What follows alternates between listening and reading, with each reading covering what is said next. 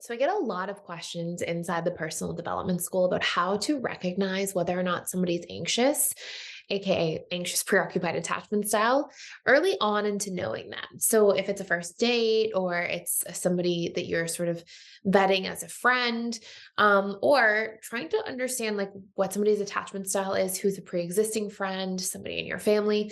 So in this video, I wanted to go through about 20 common traits of anxious preoccupied attachment style individuals so you can sort of get clear on, what somebody's attachment style might be, who's currently in your life. Anxious preoccupied individuals tend to be quite kind, sweet, charismatic, charming. Even if somebody's more introverted as an AP, they'll still tend to have those qualities just once you start to get to know them past that original sort of shyness. And even when they're shy, they will still be sweet, if that makes sense. And generally, this comes from the anxious preoccupied's adaptation to try to win over approval and use that approval as a strategy to maintain connection in order to stay safe, because a lot of anxious preoccupied individuals derive their needs for safety being met through their relationships to others, and through connection and through closeness. So they tend to be quite charming, sweet, thoughtful, charismatic, friendly. Like, I know that's so many traits already, but those tend to be some really common threads of the anxious preoccupied. They also tend to be quite approval seeking, um, and and they tend to very much fear abandonment, as we know. Anxious preoccupied individuals as well, they tend to fear being alone for long periods of time. They can be a little bit restless in their own company, and they tend to derive their sense of self through the quality of the relationships around them.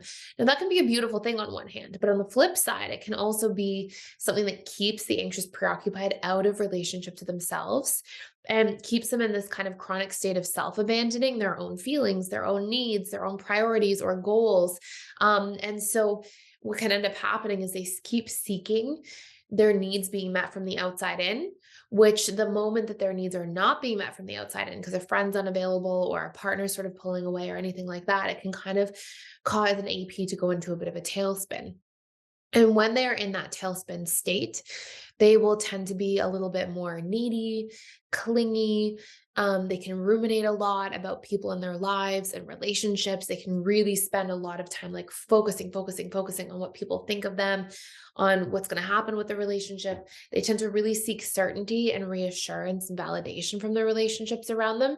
And again, part of what this actually shows down beneath that is that there's this lack of them being able to derive that from the inside. And part of their path to becoming securely attached obviously means to derive these needs from the inside out as a potential source.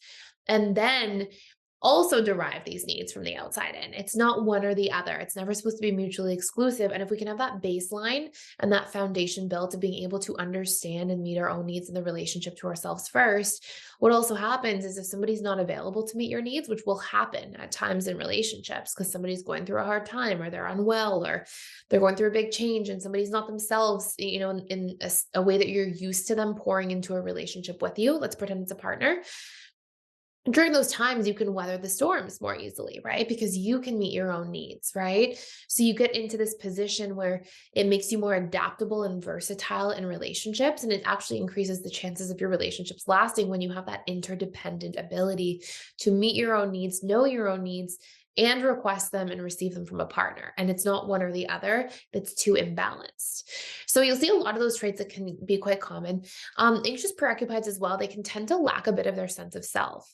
They can get into relationships and they can be so focused on that other person and making them a priority. And because of their codependent components or characteristics, they tend to really prioritize other people above themselves rather than being able to prioritize themselves and somebody else and take both parts into consideration. Again, it goes to this like mutually exclusive, just prioritizing others and putting other people first.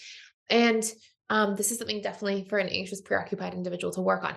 By the way, before I go through the next like 5 or 6 traits here, If you want to do a deeper dive into anxious preoccupied attachment style, I have a full course you can check out for free for 7 days. It's definitely more than enough time to get through a course and really get some game changing transformation under your belt. If you're an anxious preoccupied individual and really want to understand how the subconscious mind works and how to do the different reprogramming sort of skills and activities and tools that are available to you. So, again, you can check that out for free for 7 days using the link below. And it's the Anxious Preoccupied Reprogramming course. And it really deals with how to subconsciously reprogram limiting beliefs, the relationship to your needs, the relationship to your boundaries, all these things that are really important to heal and become secure so that you can have relationships that last. So, anyways, you'll see that APs again tend to drive their sense of self from the outside in. They can be a little bit dependent on others at times, and that can actually cause them to struggle with a little bit lower self esteem.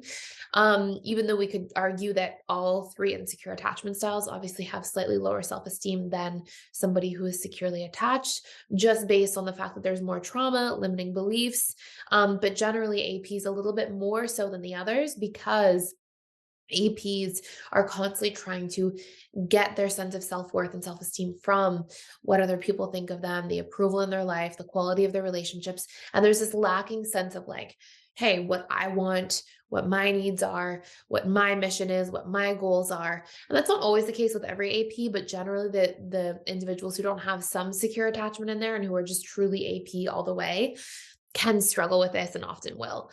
Anxious preoccupied individuals as well, they tend to people please a lot. They tend to struggle with their boundaries in relationships. They always tend to want to move quite quickly in their romantic partnerships and really think about the future quickly and sort of push for future commitments as quickly as possible. They may early on talk about taking trips in the future on the first date or, at the potential of being in a romantic relationship by date 2 or 3. They tend to really move fast in that area and attach quickly and develop feelings very easily.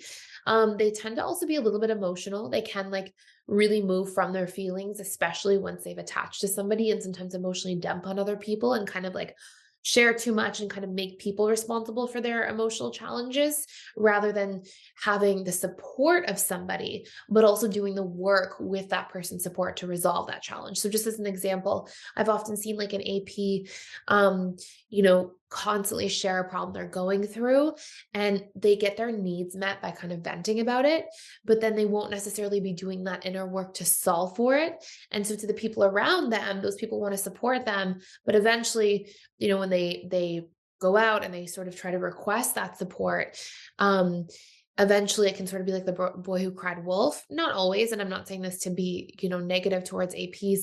All different insecure attachment styles have these sort of like unhealthier ways of getting certain needs met, and this just happens to be one of the AP versions of it. But sometimes it can be like you vent and vent and vent, and then don't necessarily do the work to change the situation. Again, not all APs, but it can happen.